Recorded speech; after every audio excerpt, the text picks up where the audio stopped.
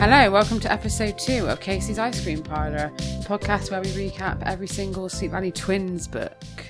I got the title right this week. You did. We're here. We've arrived. So I'm Paula and I'm here with Rich. Hello. And we are going to recap book number 2, Teacher's Pet, today. Yes, following on from last time.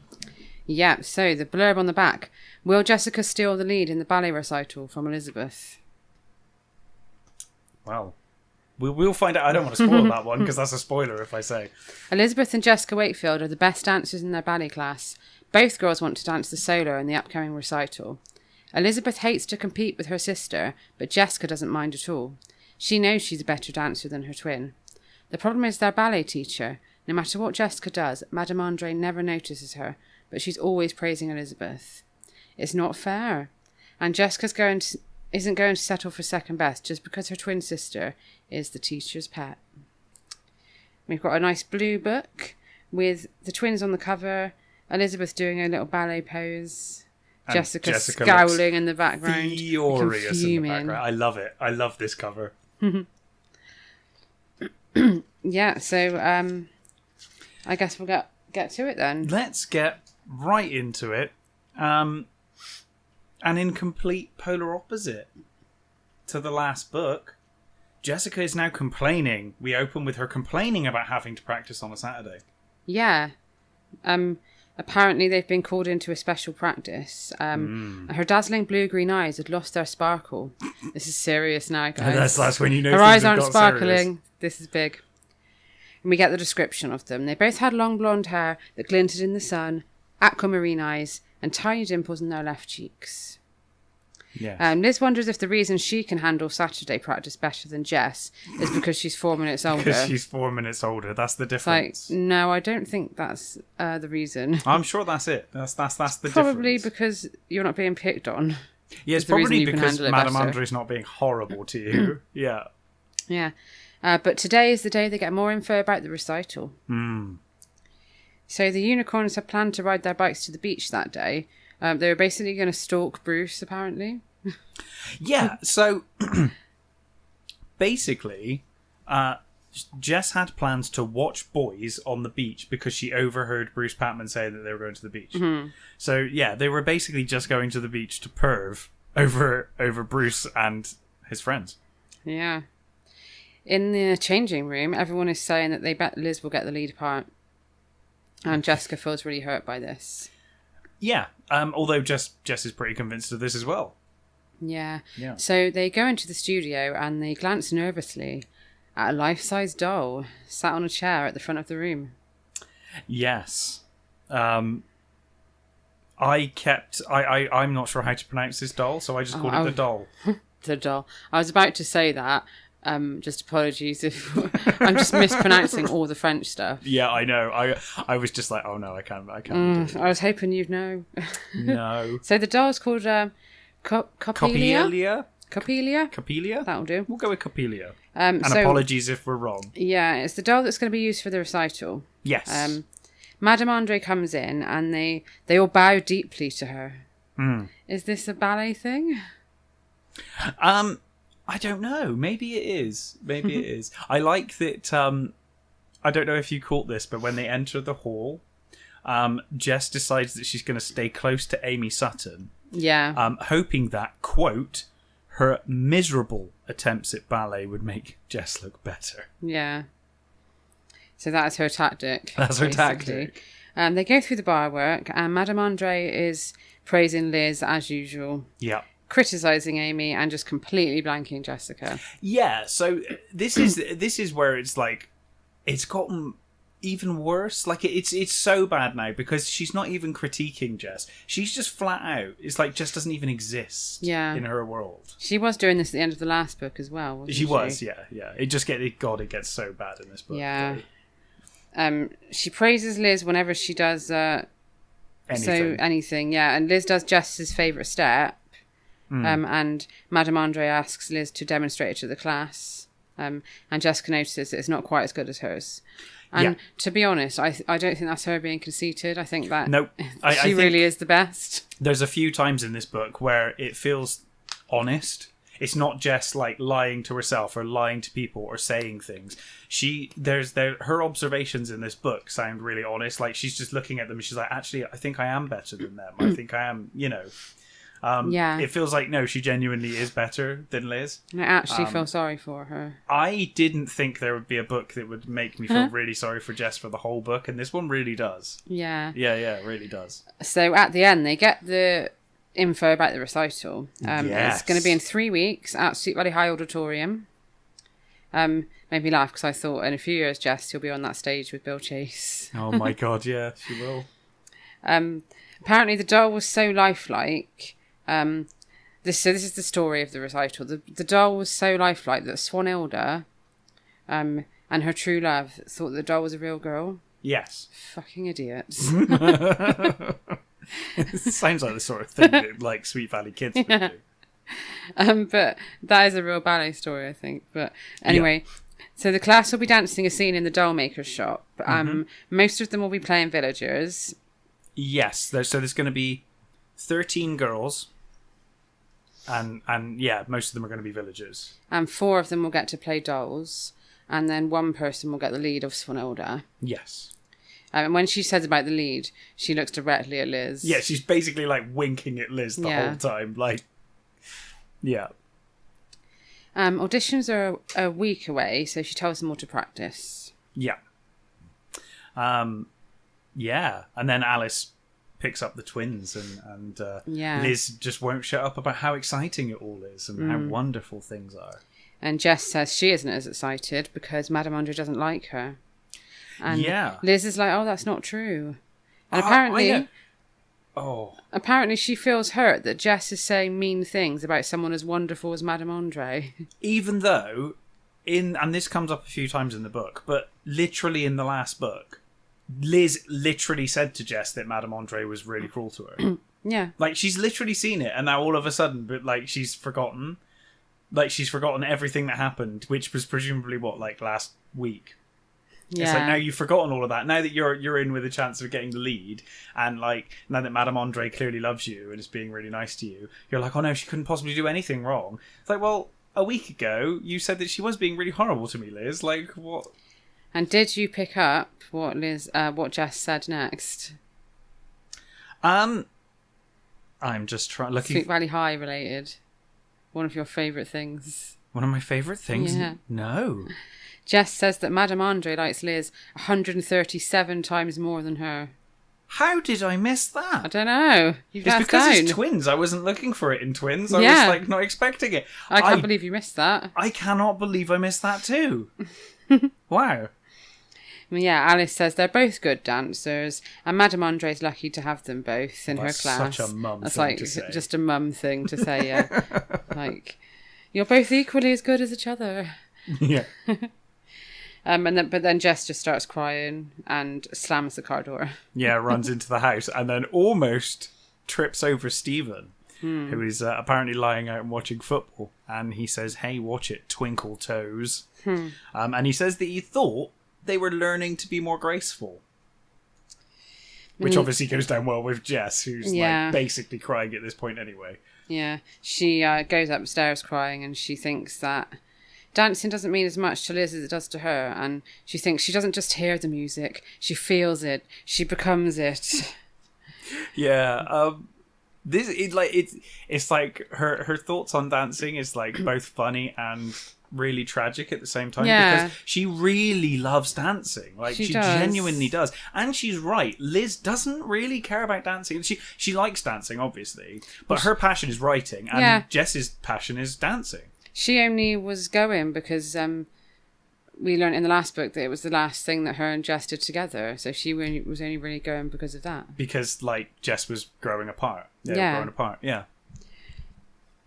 But anyway, Liz tells her it'll all be okay. And Jessica says that Liz could fall flat on her face and she'd still be asked to demonstrate it for the class. Yeah, and apparently that makes them both laugh. It's like, okay. And Liz suggests that Madame Andre isn't noticing how well Jess is dancing because she's distracted by Amy being next to her. Yeah, this was sly. So you might be saying the same as me. Go for on. It. No, you go for it. Just going to say, this started before Amy joined the ballet, though. Yep.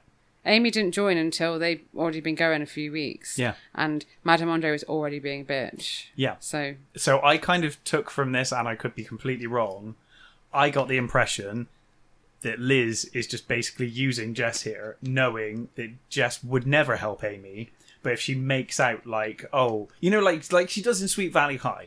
This is the first instance, maybe, of Elizabeth realising she can be manipulative like this. Because in Sweet Valley, she does this all the time, where she'll manipulate Jess's, like, wants and desires to kind of, like, get her own way with Jess. And she's doing it here, where she's like, maybe the reason that Madame Andre's treating you like shit is because you're stood next to Amy, who's rubbish. So if you and I help her... Because she obviously wants to help her friend Amy, and now she's just managed to swindle Jess into thinking it's a good idea to help her. Yeah, she suggests they invite Amy over on Monday to give her some pointers. Yeah. Because so the idea is that Madame Andre is so focused on Amy's problems that she doesn't see the girl who's dancing perfectly next to her. Yeah. Like, I don't buy that. And apparently if Amy improves, Madame Andre will have more time to notice Jess. And more time to ignore Jess. Yeah, and surprisingly, Jess loves this idea and agrees to help Amy. Yeah. I've literally, my note here says, Liz, you manipulative bitch. So on Monday, Jess tells the unicorns about the recital. Oh, this is sad as well. Because she's so nervous about the unicorns. Because she thinks that the unicorns obviously think she's going to win. And she's like, all that pressure. And Lila says that nobody has a chance against Jess. Yeah. Because she's the only unicorn in the class. And everyone knows how special and pretty the unicorns are. So I don't think that Madame Andre is going to be bothered about that. I don't think Madame Andre knows about the unicorns. Well, given that the first time Jess turned up to practice, Madame Andre said, take all that purple shit off. Yeah, I would suggest, she's not going to be impressed. I'd suggest that if she does know about the unicorn, she's not a fan. Yeah. And Ellen reminds her about their special meeting after school. Yeah. And Jess thinks, oh, I'm sure there was something else I had to do. Like 5 minutes ago. But then she's like, oh, fuck it, I can't remember. And she shrugs it off. Yeah. Meanwhile, Liz is in Mr. Bowman's office. Mm-hmm. She's there to hand in an article she's written. And she sees Amy, who is apparently pecking at the keyboard of the typewriter with 2 fingers. Yeah. It must take her ages to write an article. That's like my my dad. It's like one key at a time. Yeah. Yeah. Yeah, but she must take her ages to write anything for the paper. It must be absolutely... Can you imagine being Mr. Bowman and just being like, oh my God, dealing with these kids. Can you just hurry up, Amy? Like, just sat there. Because typewriters are loud as well. Yeah. And it'd just be like, dum, dum, dum, dum. Like, oh, just get on with it, Amy. Come on. I'll do it for you. Apparently she's... Amy is writing an article about the recital. Mm. Sounds shit. Well, I thought as well, not only is that shit, and I know it's only like, it's the Sweet Valley Sixers, it's the 6th grade newspaper. It's a load we're of being rubbish too harsh. It's cute. It's cute and a load of rubbish anyway, but I did write here, isn't that a bit of a conflict of interest to be writing an article about something you're actually in? You know, it's not very good journalism, maybe. Is it? Yeah. But they are kids, and then I was reminded they are kids. Where's your professionalism, Where's your kids? professionalism, Come Amy? on. You're 12 now. Yeah. This is serious. This is serious stuff. So Liz invites her over to practice and she says she'd love to. Yeah. And they wait for Jessica, but she doesn't show up. No. They wait for a half an hour at least. Yeah. So they just decide to carry on without her. Yeah. And Liz can see why Madame Andre criticises Amy, apparently. Her moves were jerky and stiff, and she was constantly a beat behind. Yeah, she almost falls over quite a few times as well. But in her head, Liz was like, "You're crap." Yeah. They do say that that she struggles when things get more complex, which made me think about more complex moves. Made me laugh. But yeah, Amy almost falls over, and Liz thinks they've got a lot of work ahead of them. Yeah. So she gives Amy some pointers, and they do help. But her pirouettes seem to be getting worse instead of better. Mm-hmm. And Amy dejectedly tells Liz that she'll never be a dancer. And so her friend is like teary-eyed, like, I'll never be a dancer, Liz. And Liz just doesn't say anything. She's blank. She just doesn't respond. She doesn't say like, oh, I think you're a good dancer, or I think, oh, you know, if you practice, or anything. She doesn't say anything. She just watches Amy walk out. Just silently. Can you imagine your friend saying to you, like, after practicing something they love, and just be like, I just don't think I'm that good of a dancer. Like, she's waiting for you to say something nice, Liz, and she doesn't say anything. She just doesn't say anything. It says she stares sadly after her. She just stares at her sadly. It's like, oh God, like, yeah, you are awful. Meanwhile, at the unicorn meeting, Jess has remembered Amy, finally. Yeah. But she stays because Lila wants to talk about a Halloween party. Yeah. But after an hour, they still haven't discussed it. And well, what have they discussed, though, Paula? They're just talking about boys. They're talking about whether Ross Bradley in the 8th grade is growing a mustache or not. Yeah. Which is important. Apparently, they all laugh so hard at this that it takes Janet a full 10 minutes to calm them down. Like, why is that so funny? I don't know. I want to see the mustache, though. Yeah. And then when Jess does get home, Liz is not happy. No. But it's like, why does Jess have to be there anyway? You know, Liz helped Amy anyway, so... Yeah. She's your friend, you know, you help her. Yeah, totally. You were, like, conning her into doing it anyway. Yeah. And then Liz says that Madame Andre can't take time to help every student. It's like, that's literally her job. Yeah, that's what she is paid to do. What she's paid to do. Yeah, that's what the parents of all the kids are paying her to do, is to help every child. Can you imagine? Can you imagine a school teacher on parents' evening? And the parents are like, I'm a bit worried about little Billy because he just seems to be falling behind in his studies. And the teacher just saying, well, I ain't got time to teach all I of can't help them. I mean, come on. Like, someone's going to have to be left behind. Yeah.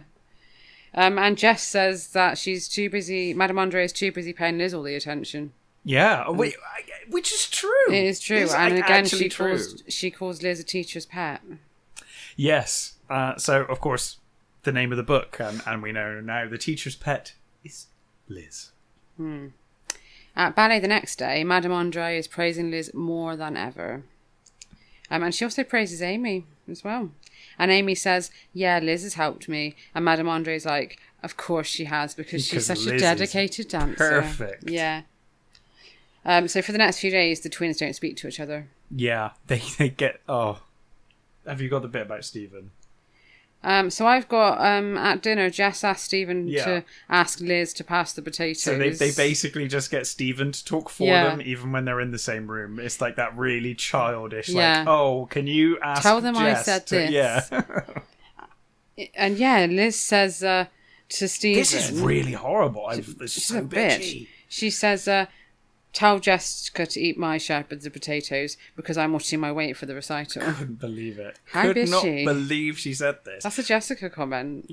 Oh, right up until the end of this book, Liz is awful. Like, really, for most of the book.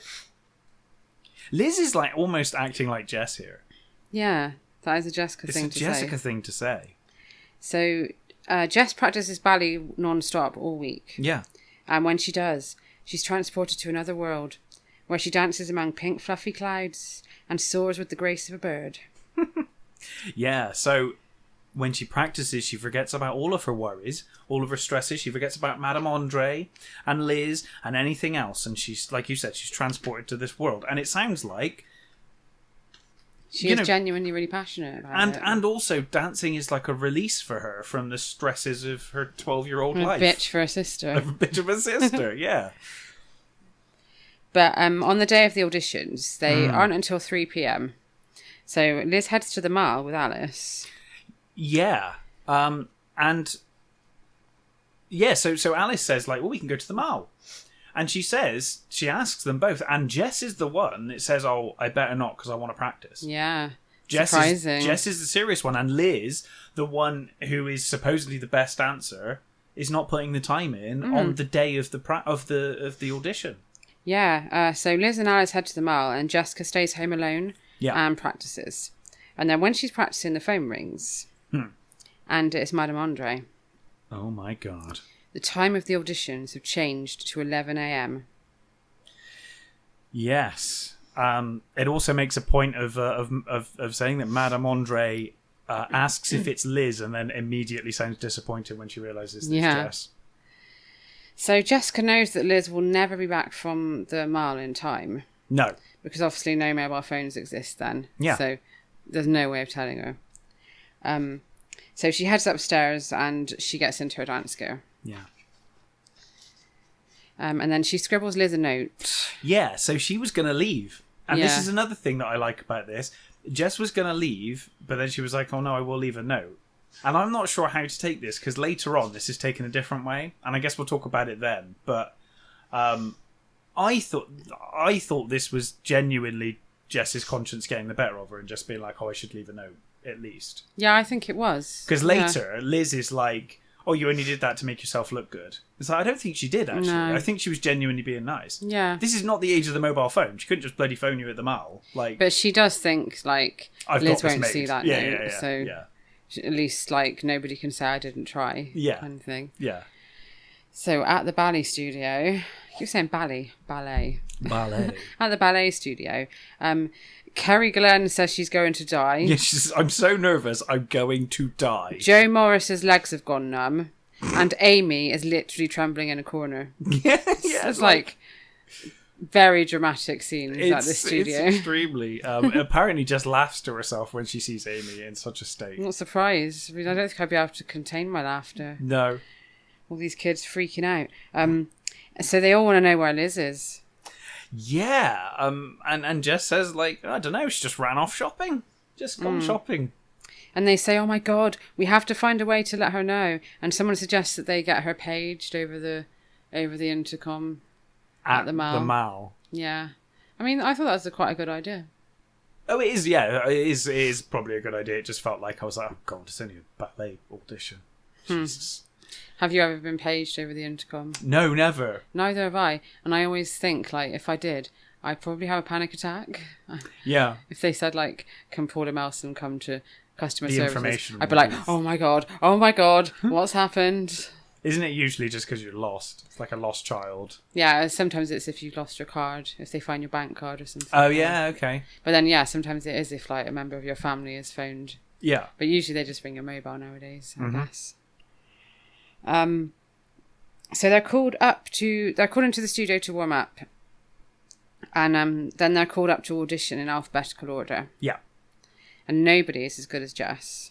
No, and Jess, you kind of got that running commentary that Jess has in her mind where she's like, oh, this girl's good, but she's still not as good as me. I don't think she's as good as me. And poor Amy falls over. And then when Liz's name is called, Jess tells Madame Andre that Liz just isn't interested in coming. Yeah, she says maybe. She's like, maybe she just isn't interested in coming. Yeah. And obviously Madame Andre is very upset about this. Yeah. And she says to Jess, like, says something like, you can do yours. Oh, like, go on then. Go on. Whatever. So Jess does her dance and it's amazing. Yeah. But Madame Andre's face is just blank. It's just unbelievable. And then suddenly the door bursts open. This fictional teacher infuriates me. I was know. getting really angry. She's awful. I was getting really angry at a fictional character while Yeah. reading this book. I was just like, this so-called professional. So unprofessional. And then the door bursts open and it's Liz.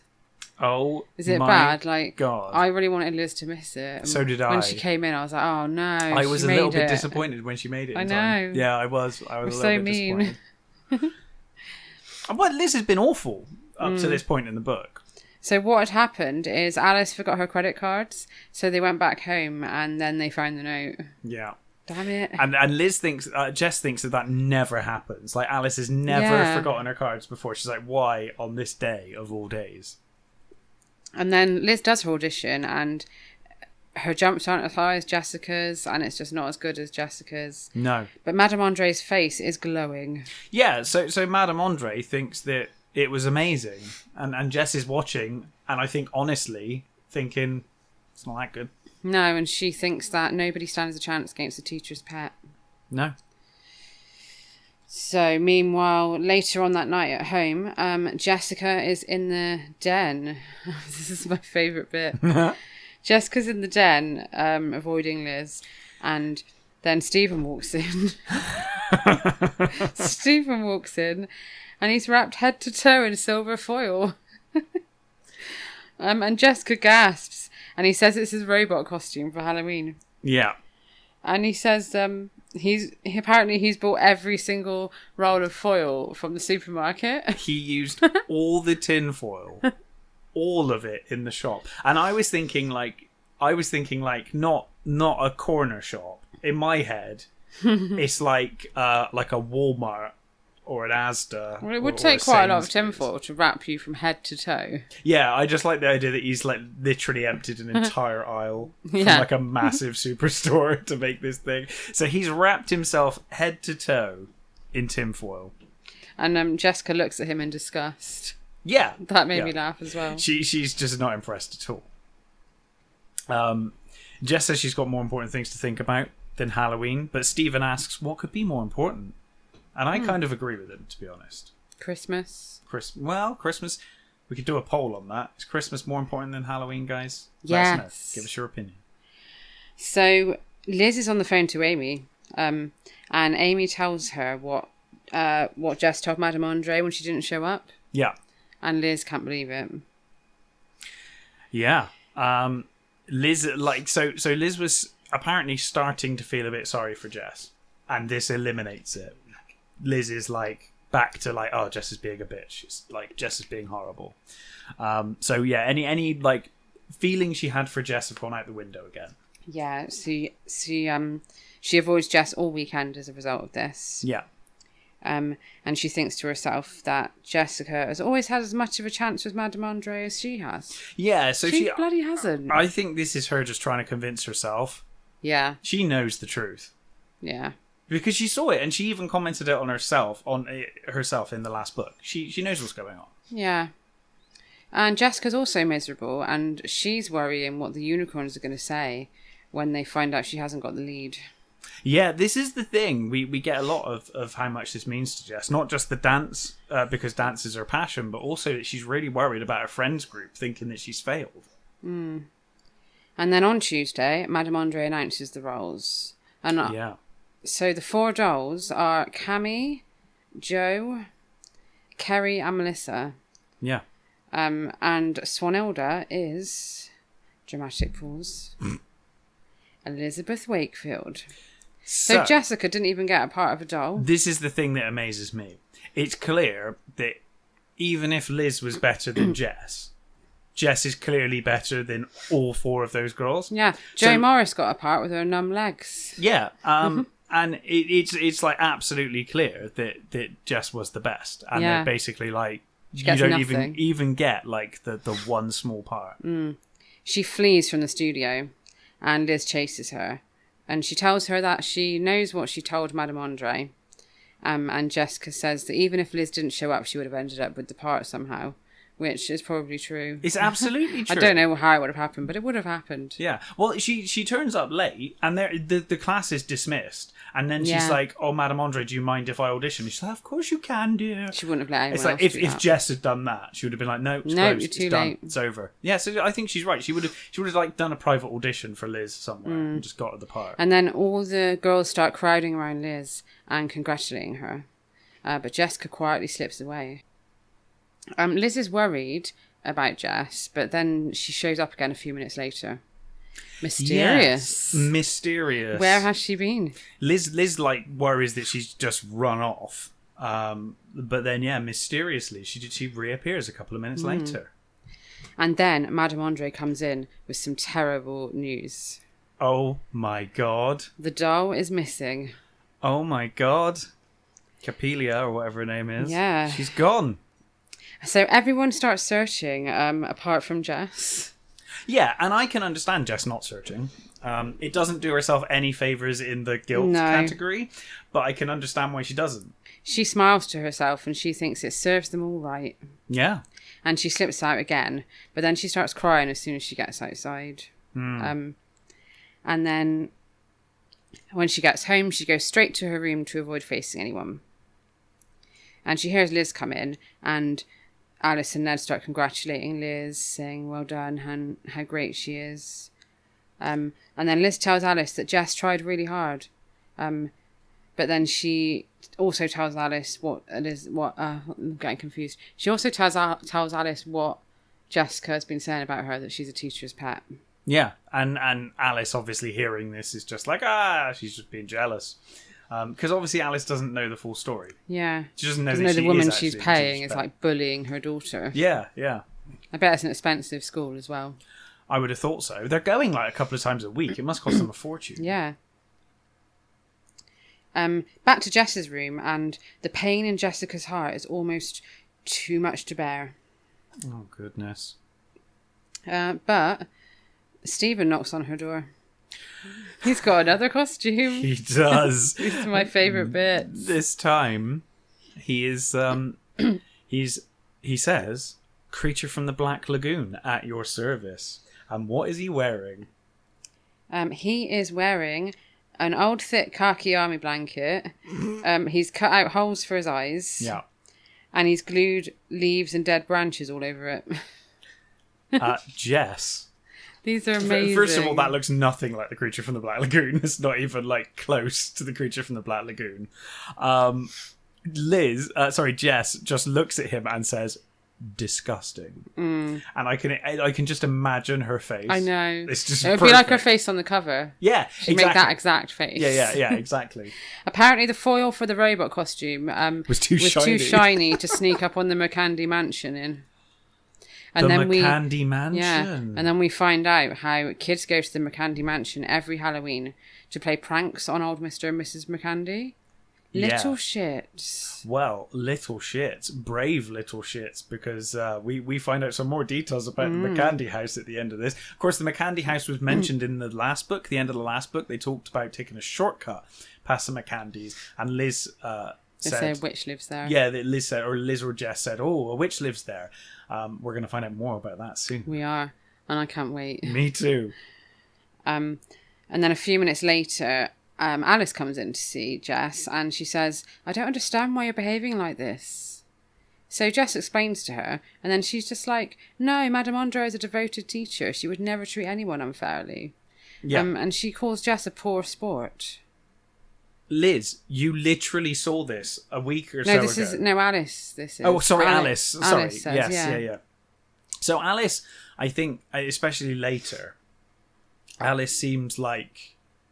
Alice, I think, is seeing that all too often Jess just wants to get her own way, and she keeps getting her own way. It's like the girl who cried wolf, because this time it's actually this is not her fault. And this is what's so sad about it, because this time Alice is putting her foot down and being like, "No, you can't have your own way all the time." But she's genuinely being treated awfully by this woman. Yeah. Genuinely. And Liz spends the night tossing and turning. She's thinking about the doll's disappearance, and how Jessica had also disappeared around the same time. Oh, no. So, at school the next day, Jessica tells the unicorns that she didn't get the lead. And they're surprisingly really, really nice about it. Yeah, and Jess feels good about it. She feels good that she... Because it's quite brave of her. She told the truth. I mean, she hasn't really got a choice, has she? I suppose she does. Because they were all going to go along to watch. So. Yeah. We didn't mention as well, I did make a note of it, but I thought it was really cute that they said they were all going to go along and cheer louder for her during the audition, weren't they? Yeah. That was their plan. But, she feels good about it, but she does mention that the reason she didn't get it is because there's a teacher's pet. Yeah. And when they ask who it is, she says, "My own sister." Mm-hmm. And then later in the cafeteria, Caroline Pierce approaches Amy and Liz, and she tells Liz that the unicorns are calling her a teacher's pet. So, bloody love Caroline's gossip. Two things. Liz is a teacher's pet. Number one. Number two. Apparently, Liz groans inwardly when she sees Caroline Pierce. She always does that, doesn't she? But Liz gave her the job of gossip columnist. Yeah. Right? And also, for that Liz ends up doing the gossip column for the eyes and ears. Yeah. So it's like you've literally become the thing that you despise. Like, she pretends to be above it, but it's like, well, you gave her the job. Like, you were in charge of the Sixers, right? And she tells Caroline that Jessica is a sore loser. And she thinks this is war. Yeah, that's a bit extreme. Yeah. I mean, come on. And then, so at home, she tries to avoid Jess, but she needs to practice her solo. And Jess has been hogging the basement for over an hour. Yeah. So she has to go down and tells her that she needs to practice too. Yeah. And Jess says, well, Madame Andre will tell you you're wonderful no matter how bad you are. And that's true. And Jess can't take that. She can't take that dose of truth. So she storms off. Yeah, Liz runs off crying. And then Alice overhears all of this. Yes, and Jess is summoned to the kitchen. Her and Ned tell her that they're disturbed by her behaviour. And that she needs to accept the situation. Jess, pretty much just sits there stewing. Yeah. Just getting more and more angry. Well, you would, wouldn't you? Yeah. Nobody is listening to her. No. And the thing is wouldn't you just be like, okay, well, I'll just sit in on the next recital, you know? Yeah, actually, just that's a good keep idea. an eye on and just see if my Yeah. daughter is, maybe just poke my head in when it's on and just see, you know, just disbelieve your daughter altogether and just So, even now, Liz doesn't feel like practicing anymore. And she thinks she hates the whole thing now. She's still going to do it, though. Yeah. Doesn't hate it that much. Not going to make a stand. Yeah, she gets to see Alice for some advice. She goes to find Alice. And Alice tells her that she can't give in to Jess. And Jess can't always get her own way. I know, and I agree with that. But this time, Jess is right about something. And then on Saturday at practice, Do you know, this entire incident could be the reason that Jess ends up the way she is. Do you think? Just thinking. Because she ends up being all about herself and all, this might be the moment that people didn't believe her when she needed people to believe her. They didn't believe her. It sent her over the edge.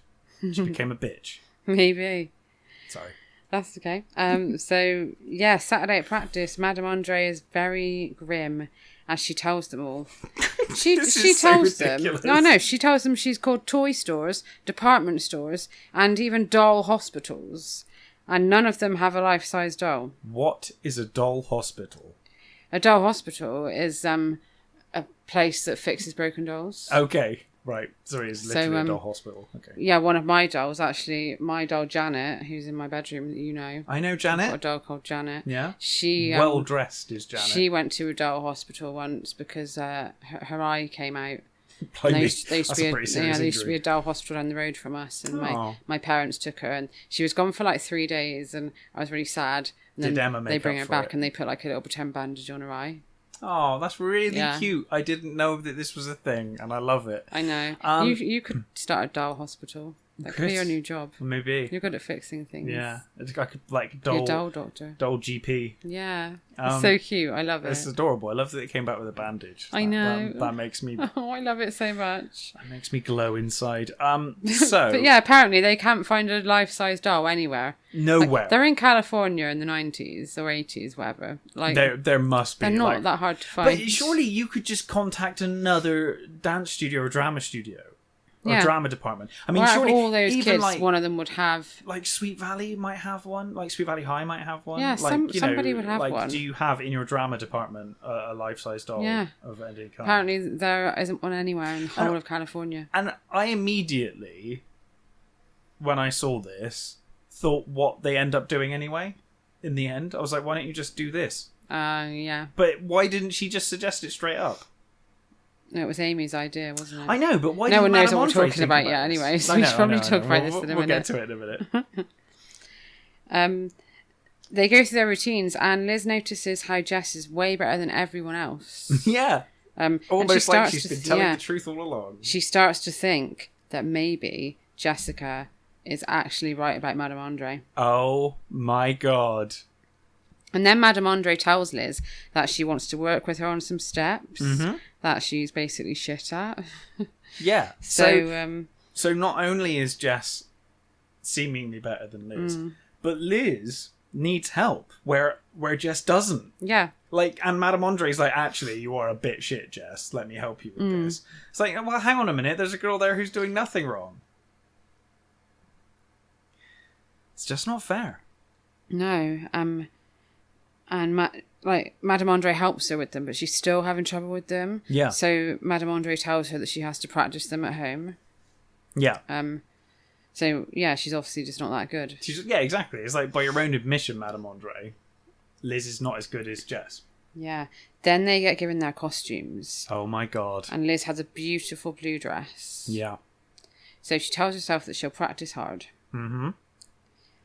Then the day before the recital, Jess sees Liz in the basement, and she's still having trouble with those steps. Yeah. So she's having so much trouble with these steps that Jess thinks to herself that she is going to have to step in and help her. Because if she doesn't help her, she's basically going to embarrass their entire family. Shame to the Wakefields. like how bad is Liz to where Jess feels like, well, oh, even though I hate you know her, what I have Jess to is like help her. about their family. Yeah, yeah. Like in Sweet Valley High when Stephen dates Trisha and things, she's very Yeah, that's true. That's true. our family's reputation. Yes, it's all about reputation for Jess. So she does help Liz out a bit. And she shows Liz like demonstrations of the steps, and she's perfect at them. Yeah, of course. And Liz wonders, why Jessica? Why wasn't Jessica chosen instead of me? And then she realises that Jess has actually been right all along. Yeah. And she thinks something has to be done. Yeah. And also, Jess was practicing at times when you decided to go to the mall or do other things. Yeah. So Liz is finally realising that, Jess might have been right all along. Even though she knew this. Yeah. Like in the last book, she knew this. We cut to the dress rehearsal a few days later. And Jessica is just amongst the chorus, and she's drooping like a wilted flower, apparently. Oh, no. Because she's not used to being part of the crowd. Yeah. But she still dances perfectly. Which is surprising. She just still gets on with it. She doesn't kick off or anything. No. And I guess, to her credit, actually, she is quite grown up about that. She does go through the motions, and she's still better than everyone while she's doing it. Yeah. So. And then Madame Andre shows them a much smaller doll, and she says it was all she could find. Oh, no. But again, how bloody hard is it to get a doll? Yeah, it's not that hard. No. And then Amy shyly raises her hand. Amy with the great suggestions. So, Amy offers to be the life-size doll because she is crap at dancing. She knows she can be on stage and stay still, apparently. Yeah, she's very good at staying still and not talking or doing Well, we all have our anything. talents, don't we? Yeah, we all have our talents. And Amy's doing nothing. Is falling on her ass or being a life-size doll. Yeah. So I thought this immediately. I was like, why don't you just get one of the students to be the doll? I don't know why you had a doll in the first place. You could have got one of the students to do it from the start and get more students involved. They all wanted to dance, though. I guess. Because it says that Madame Andre is amazed that Amy's given up her chance to dance. Yeah, but Amy says true. that she'll do a better job as the doll. Mm-hmm. God. That's so bad. Yeah, I know. No one ever... Like she says, she's literally better off doing nothing. I know. And again, like in the basement, when she was like in tears to Liz, basically saying that she's not a good dancer, no one sits there and goes, "No, you've got real potential." Yeah, again, Just, nobody they're just bothers. like, okay, yeah, you're right. Just be a doll then. Yeah. So, Madame Andre hands her a dark wig and a new costume, So and off it's you go. settled. Yeah. There you go. After practice, Liz goes to the old pine tree. It's back. The pine tree's back. The pine tree is, I'm assuming, going to be a new place that comes up a lot because that's 2 books and we've gone to this pine tree now.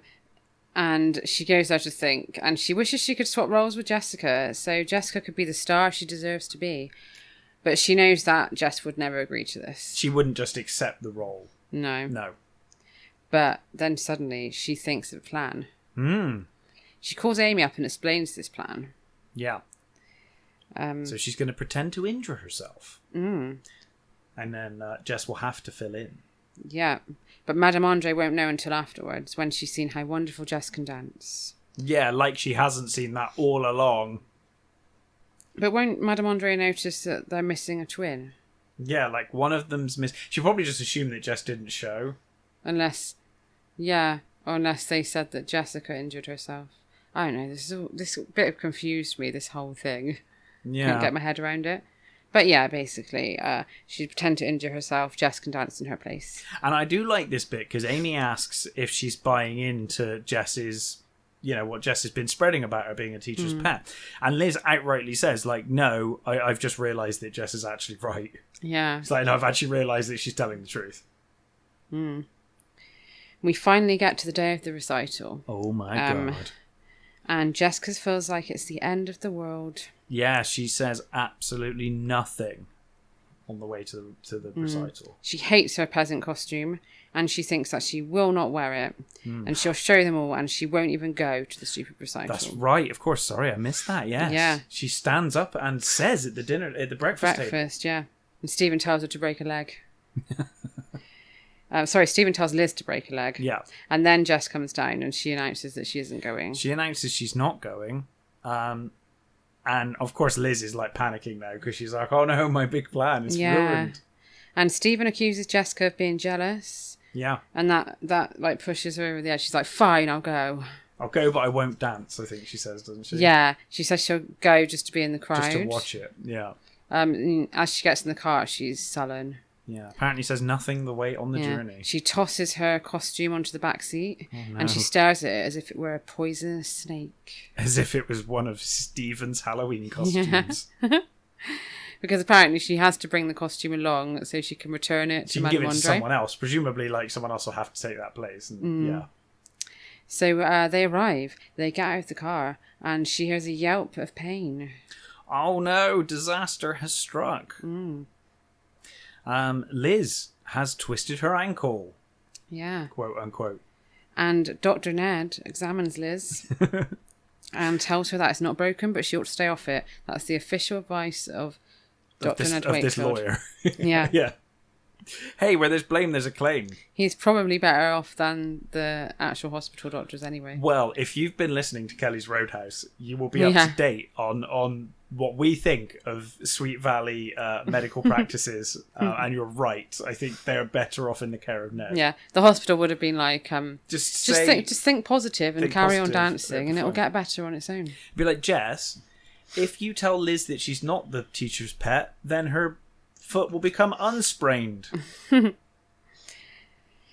So Liz tells Jess that she's going to have to take her place. Oh my God. And Jessica says Madame Andre will be furious about if she does that.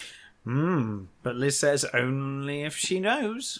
She may not even know about it. Yeah. So Jessica grabs the blue dress and she rushes off to change. Yeah, she's really happy, and she says to Liz she will be the best, whatever that name of the character is. Swanhilda. Yeah, she'll be the best Swanhilda ever in Liz's honour. And then in the lobby, Amy rushes over. Yeah. She hands Liz the doll costume because she says Liz deserves to be on stage even if she isn't dancing. So at this point, Amy's cries for support from her friends and from her teacher and her peers has like gone so unnoticed. They've just stood there and taken it. Whenever she said she's awful at something, they've just not even responded to her. It's got to the point where her self-esteem is so low that she now feels she can't even just be a doll. She's just like ruined. It's like, I don't even deserve this. I don't even deserve to sit on stage. I deserve silently. nothing. I deserve nothing.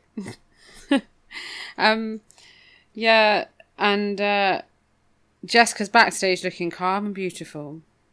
And Liz thinks she's the perfect Swanhilda. Yes, almost like she would have been from the start.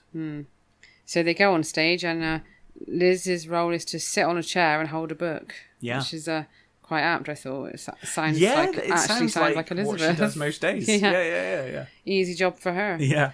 The girls all dance around her, and even Amy is looking graceful. I was so confused now because.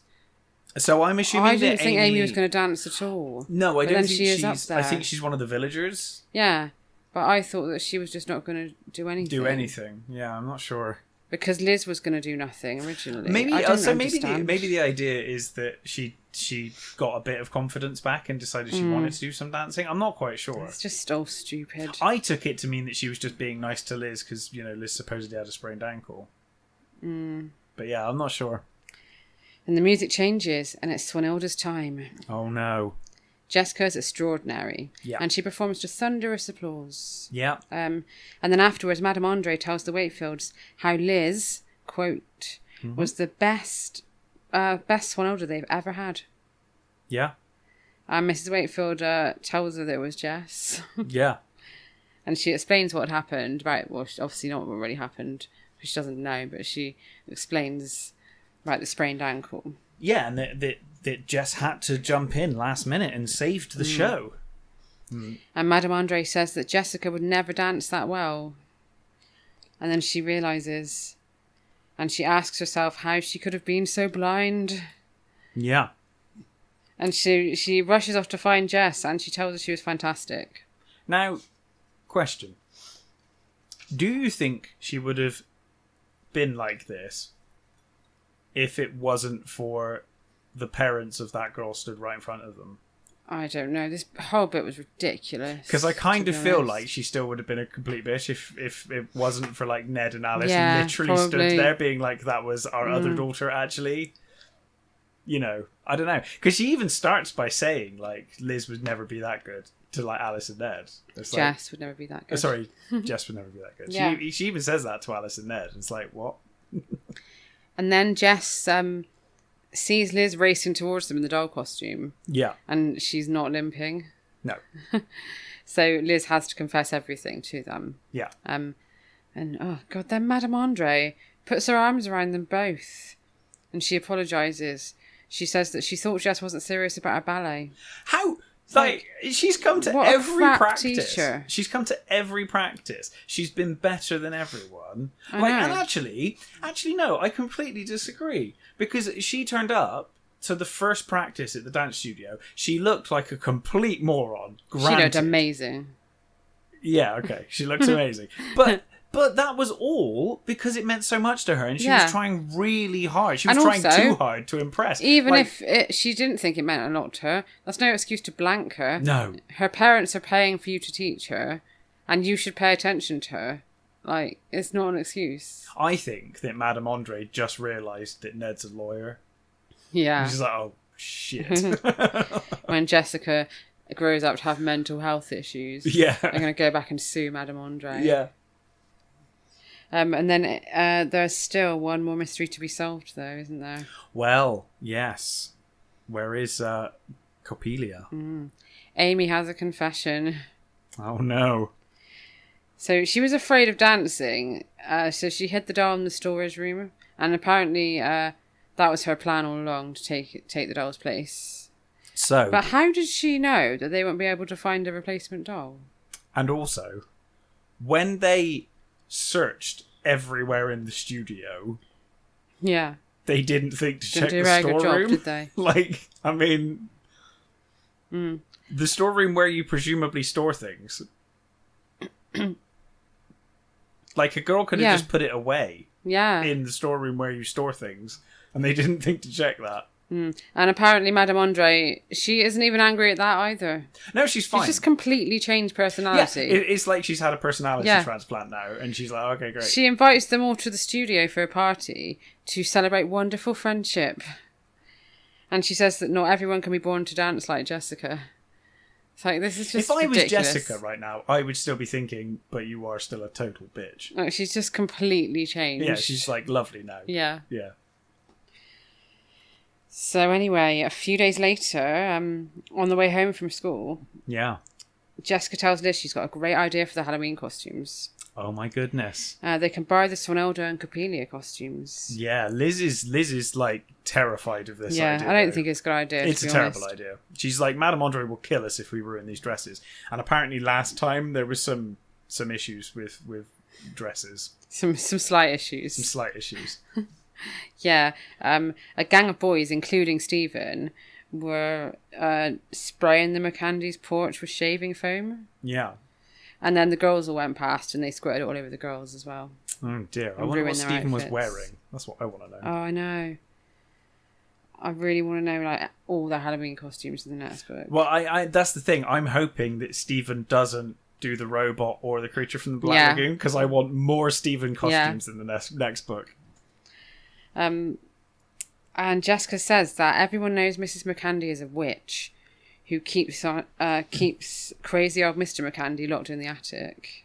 This got dark pretty fast. Yeah. She's like her husband is locked in the attic.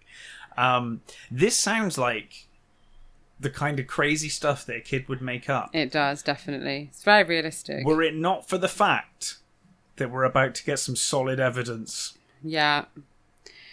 So Jessica suggests that they ride past the house to get in the mood for Halloween. Have a little look. She pedals off before Liz can argue with her, basically. Yeah. As they approach, they're careful to stay on the other side of the street because they've heard that anyone who gets too close is snatched inside and never seen again. Oh my god. Can you imagine if that actually happened? Like, there'd be That'd a be a lot of police disappearances, like, outside of one house. Yeah, everyone like, walk past you'd be the like, house. I'm pretty Never sure seen again. it's that house that's the problem. Jessica says the windows are like devil's eyes staring straight at It's them. like the Amityville house, Yeah. just in the middle of the street. And then suddenly, a taxi pulls up. Oh. And they see a dark-haired girl around their age step out with a small suitcase. Oh. And then the taxi driver... Then the taxi driver pulls out a bigger case from the trunk. And then... So, the taxi I don't driver... know why he says this. The taxi driver sets it down on the curb and says, this is as far as I go. It's like, as if an adult taxi driver would behave like that. Like, Yeah, I mean, I'm guessing he's just, like, being funny and joking. I don't think like, he is, because it says he looks scared. Yeah, it does. It literally says he looks scared. And Yeah. I'm like, is that the twins' imagination? Or... So... And then he just... So it's like literally the Dracula thing, because the cab driver in Dracula stops the horse and car. He's like, I'll go no further than this. The horses are terrified, you know. If an adult taxi driver behaved like that, because then it says that the girl looks sad, and basically he just fucks off and leaves her there, on her own, looking sad. Well, he was right to do it, though, wasn't he? Because what happens next? The twins think maybe they should talk to her. But then they turn around and she's gone. So instead of thinking, she's like gone into the house, because that's clearly what she's fucking doing, because she's got out of a taxi with suitcases outside the house, they come to the perfectly logical conclusion that she's been snatched. She's snatched in. She's in the loft with crazy old Mr. McCandy. Mr. McCandy, yeah. And then they pedal away furiously. They are terrified. They are terrified. And I loved that. I can't wait for the next one. I really enjoyed this book, but the talk of the McCandy house and the witch. It says, who is the dark-haired girl and what is the secret of the McCandy mansion? Ooh. Find out in book number 3, The Haunted House. And we will. I'm really excited about book number 3. So am I. Now, I don't know whether to save it. Maybe I should save it for the next time. My childhood of the witch house. I had a witch house as a kid. I also had one as well. So we'll talk about it next time. Yeah. Let's talk about it next time on the episode. Maybe everybody had one. Maybe they did. If you had like a haunted house in your street, or like a witch in your street as a kid, send us a comment, let us know, and we'll discuss it next time, because I'm really excited about this one. And me. So Madame Andre is a bitch. Like, let's get that straight. And I felt really bad for Jester in this one. I really did. Yeah, I did too. It's one of the few times I felt sorry for Jess before, like when people are like trying to sexually assault her in, Sweet Valley High. But I've never actually been like, oh, like she's right and you're treating her awfully. Well, we actually heard from a real life ballet teacher. Oh, is that how she treats her children as well? Like her... Funny enough, no, it's not. Oh, that's not common ballet practice. So Victoria Feltham, who I actually know in real life through Zumba. Mm-hmm. We're both Zumba instructors. She is also a baby ballet instructor. Right. She teaches baby ballet. Does she ignore one on purpose? Yeah. Is that how you do it? But you can't teach everyone. Surely, have you asked her? Because surely you can't teach everyone. Yeah, you can't do your job You properly. can't do everybody. She said that it's weird that Madame Andre just calls random rehearsals and the children are just expected to get there. Yeah, she doesn't even... Right, I thought that as well, because it's not like she changes the time from 4 till 3. She changes it to like literally 11 a.m. And she says that her teacher, when she was a kid, her ballet teacher, was very nice and beautiful, and she was like a real life Barbie. And you do curtsy her bow at the end and say thank you, but she would never chop and change times or venues on the day. And she says that she teaches baby ballet, and she promises she's nothing like Madame Andre. Well, thank goodness. I can't imagine her being like Madame Andre. I can't imagine many people being like Madame Andre. Not many people that are employed, anyway. And then I was talking to Sarah Traver about bingo. Yes. We do Sweet Valley High bingo on Kelly's Roadhouse. Yeah. But I don't know enough about these books to come out with all the bingo. Yeah, well, we're learning as we go with this one. But maybe after the first few we can start it. But Sarah's suggestion was Jessica's Purple Wardrobe was mentioned. Well, that's good.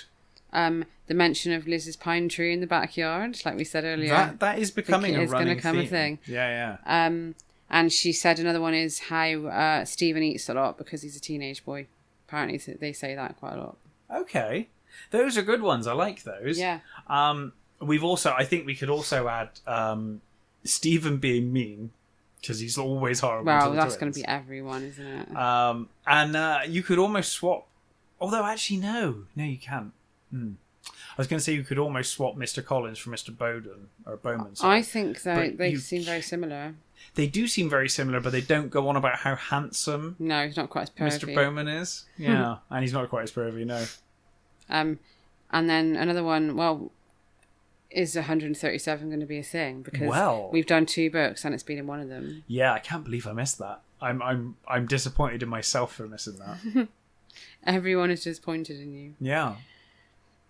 I think it's because in Sweet Valley High, I look for it all the time, and I wasn't expecting it in Twins. I thought it was a high thing. So, but yes, so that was Teacher's Pet. Yeah. We've got the Sweet Valley. No, not the slam book. Sweet Valley Twins Super Summer Fun book here. Yeah. And it's really funny. Yeah. So the idea, we're gonna do a couple of a page or something per episode of Twins. Yeah, we'll post photos of them in our story as well, so people can have a look at them. This one has been written in. So basically, if you don't know what it is, it's like a little puzzle book and trivia book that was released in 1994. And it's got little things you can fill in, sections you can fill in. I won't say the name of who this one belonged to. Don't want to embarrass them. But, If these answers sound like you, if they sound like you, and you want to get in we touch, have your book. We might have your book. I think this book, this book came from America, even though we're in the UK. Okay, yeah. So she was age 11 when she filled this in. 5'1", I'm 5'2". Literally, 11-year-old is an inch shorter than me. I thought you were going to say I thought you were going to be 5'1", sparkling blue eyes, in the Pacific Ocean. Yeah. And she's got brown eyes. Oh, okay. And she's got lots of brothers and sisters as well. She's got a brother called Bruce. A brother called Bruce. She's quite controversial with her least favourite film. Actually, no, sorry. Her dad's called Bruce. Yeah, she's got a dad called Bruce. Okay. Yeah, her least favourite film, of 1990, is Teenage Mutant Ninja Turtles. Which I thought was a great film at the time. I haven't seen it. It's fun. But she really doesn't like it. Yeah, apparently not. And then, what else has she written? Well, we can keep coming back to this. Yeah, but, she has written that her best book is all of the Sweet Valley Twins books. All of them? All of them, yeah. Every single one. And we have got in this book, Jessica has written, we've got some unicorn summer fashion tips. Yeah, so there's fashion tips and how-to guides all throughout this book. So we're going to go through a couple. Jessica has told us how to make spectacular socks. So, are you ready for this? Believe it or not, something as small as socks can make a huge difference in your wardrobe. Yes, they can. Yeah. Because yours always have holes in the heel. And they're all just black. And I've told you about this. It's true. It's one of my many character failings. So here's an example. You're wearing a bright blue vest, a yellow t-shirt and jeans. This sounds like me. It's a pretty standard look. This is a very standard look. What's going to make it special? Until you put on a pair of yellow socks with hot pink polka dots. Now you're ready for fun. Do you know, if I saw someone with socks like that, I would be like, that person is ready for I would some assume fun. they are ready for fun. They're They are the life and soul of the party. And then it says, you don't have any interesting socks? Then make some. How? You will need your old boring socks. Okay, I've got those on right now. Needle and thread. I've got that. Sequins in different colours. I could get that. Glitter glue. Okay. Permanent paint I'm markers. going to need to go on eBay. And buttons. Now go wild. Sew on the buttons. Now go wild. There's no instruction. Just go Just mental. go wild. It's fine. Sew on the buttons and sequins in crazy designs, shapes or words. Remember, both socks don't have to match.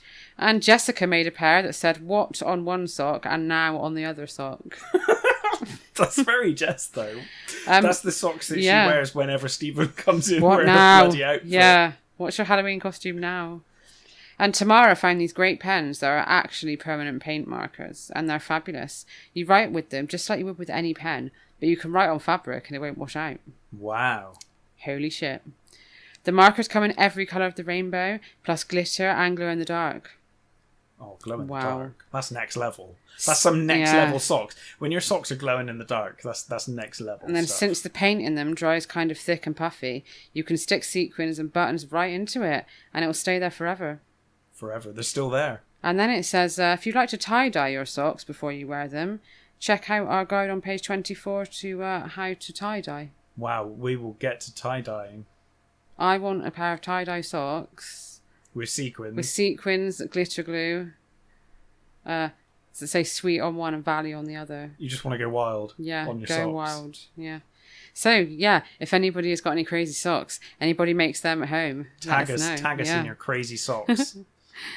I would say I'd make them, but I know I won't, because can't be bothered. And I've already agreed honest. to eat peanut butter and pickle sandwiches, so, I've got my task for the next week or so. Yeah. So, that was this week's little snippet from the Summer Fun Book. Yes. And we'll post that page up on our Instagram as well. Absolutely. If anyone wants to look. And thanks for the comments again. Loving the comments from people. It's really nice having some interaction on this show. Yeah. Find us on Instagram, Kelly's Roadhouse. And we'll catch you next Monday for Kelly's Roadhouse podcast. Yeah, back with Kelly's Roadhouse. Which is Too Good to Be True, book number 11. A book that you are very excited about. Yeah, I'm excited about this one. So, it's going to be good. And, of course, we'll be back with Casey's Ice Cream Parlor in 2 weeks. Haunted House. Haunted House. I'm so excited as well. So excited. So, thanks for listening, everybody. Thank you very much. We'll catch you next time. Bye.